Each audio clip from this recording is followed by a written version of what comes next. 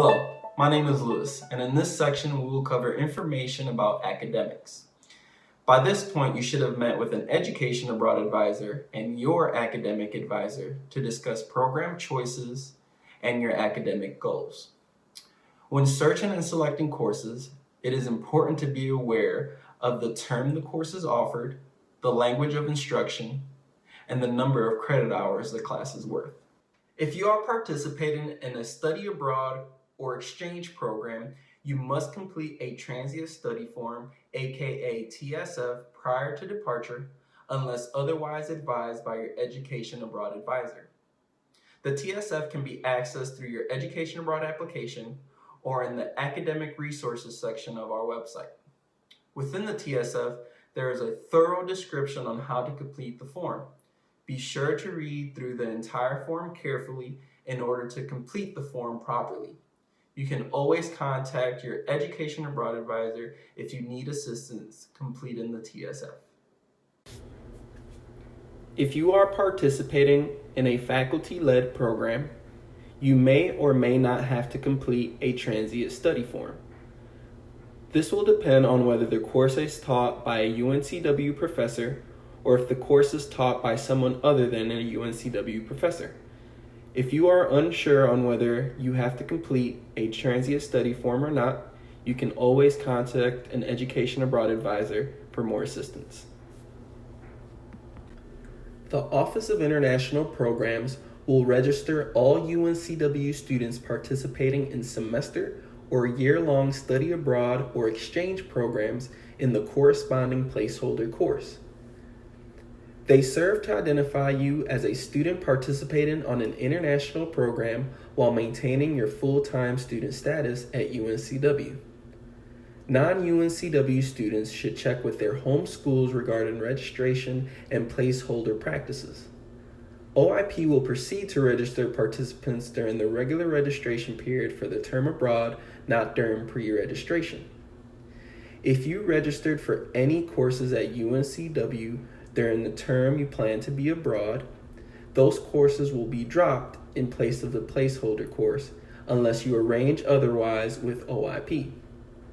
If registration is blocked for any reason such as library fines, parking tickets, or advising blocks, it is the student's responsibility to clear these holes. Please confirm your registration through CNET a few weeks before the start of the term abroad. Students who plan on using financial aid and are participating in a summer program and will be taking a course or courses taught by someone other than a UNCW faculty member must register themselves in the corresponding placeholder course. In order to maintain your full-time student status during the term abroad, you must register for at least 12 credit hours if you are an undergraduate student, or 9 credit hours if you are a graduate student. During the summer term, in order to be a full-time student, you must register for at least 6 credit hours. Now, I'm sure you're wondering, when will I register for classes at the host institution? Well, each university or program has its own policy on class registration. For some universities or programs, students will register for classes after arrival at their host institution, while some universities or programs will allow students to register for classes before departure from the U.S. In either case, you will be notified of the class registration process of your program well in advance. Grades and credit. If you are enrolled in courses outside of UNCW or your home university, you must earn a grade equivalent to UNCW C or better in order to be eligible for credit at UNCW or your home university. The grades and credits earned abroad will appear in your UNCW transcript as transfer credit rather than UNCW courses. These transfer credits will not be calculated into your UNCW grade point average. If you are enrolled in UNCW courses, The grades earned in these types of programs will be reflected on your UNCW transcript and calculated into your UNCW grade point average. An example of this would be a faculty-led program which might be taught abroad, but for which you enroll at UNCW. The host institution may use very different credit values and grading scales than those to which you are accustomed. You can find general grade conversion scales from the OIP website.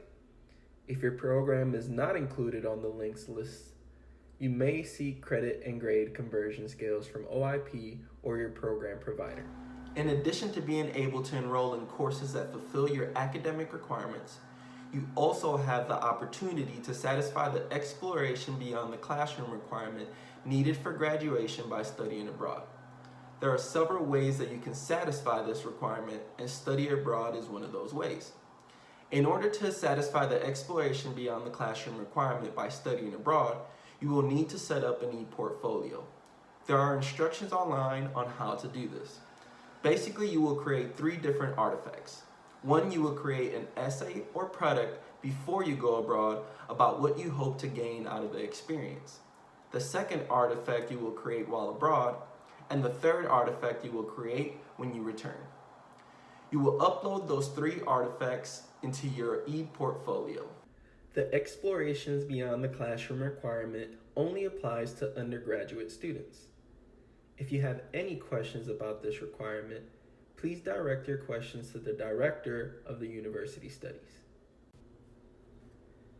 If you are a graduating senior participating on a non-faculty-led program before the term of your expected graduation, be sure to ask your host institution to release your transcript as soon as possible upon completion of your studies abroad and have it sent to the UNCW OIP office. If you are participating on a non-faculty-led program during the term of your expected graduation date, you may need to delay your graduation based upon when we receive the host university transcript. Finally, I would like to include some additional support and resources.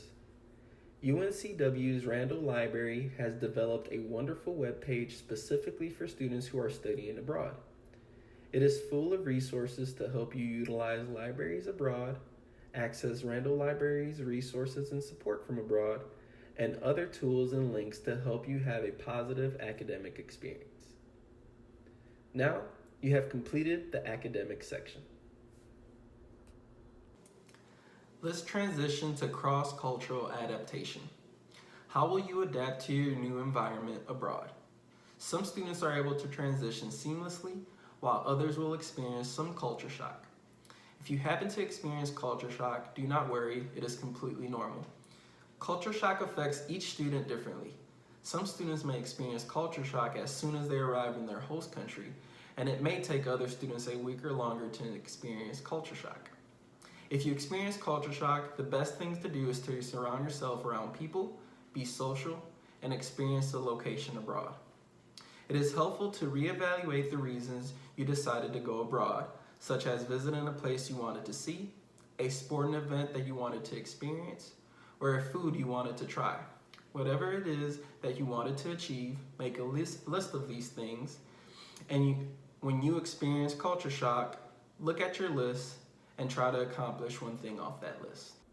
Some additional ways to adjust to your new surroundings are talking to someone if you have a serious problem, such as a fellow student, faculty member, or on-site coordinator, keeping your sense of humor, expecting to feel frustrated, expecting to feel alone sometimes due to homesickness, which is natural, especially if you haven't been away from home before. And lastly, keeping a journal. A great way to deal with culture shock and to reflect thoughtfully on cultural variances and similarities is to keep a regular journal. Additionally, keep in mind that you do have access to counseling services through your comprehensive health insurance policy through GeoBlue. So be sure to visit GeoBlue's website, specifically GeoBlue Students, which provides extensive information about the insurance program and its benefits. Be aware of how the U.S. has been involved in your host country in terms of economics, historic events, political relationships, etc. Many people abroad tend to know much about the U.S. than we do about the host country we visit. Knowing some of this information about the host country will help you navigate some conversations that could potentially be uncomfortable. Be aware of your body language or gestures. For example, a thumbs up may mean something different in your host country, so do some research of culturally appropriate body language so that you don't accidentally offend someone. You will also want to be aware of the host country's holidays, elections, sporting events, or any other major event that the country celebrates. The reason you want to be aware of major events is because some countries shut down businesses, local transportation, or a strike may be occurring, which might affect any planned activities or trips you have. Attire. Make sure you are aware of what is considered appropriate attire for either the country or certain locations within the country. For example, you might be required to wear a shirt with sleeves or pants that fit below the knee at a museum or place of worship. Consider the host country's cultural difference in time and punctuality.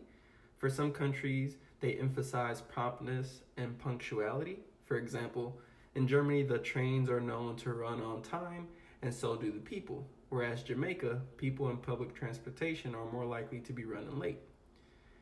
Be aware of leisure and schedules. Spain is well known for its midday siestas, or periods of rest, and several other countries have adopted this custom as well. For some, a culture that values time to rest during the day can be helpful for recharge or breaking up an otherwise busy schedule.